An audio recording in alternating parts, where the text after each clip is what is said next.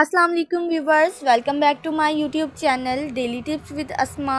आज की इस वीडियो में हम आपको बताएंगे अदनान नाम का मतलब और इसके बारे में दिलचस्प मालूमात।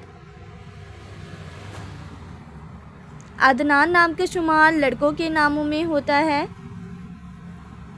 अदनान एक इस्लामी नाम है। अदनान नाम की इब्तदाई तारीख अरबी ज़ुबान से निकलती है। अदनान नाम के लड़कों के लिए खुशकिस्मत नंबर 4 माना जाता है। माहिरीन के मुताबिक अदनान नाम के लड़के बहुत रहमदिल होते हैं। अदनान नाम का मतलब है जन्नत में रहने वाला। अदनान नाम के लड़कों के लिए खुशकिस्मत दिनों में मंगल और जुमेरात का दिन शामिल है। अदनान नाम के अफराद के लिए मुवाफिक रंगों में सुर्ख और बनफशी रंग शामिल है।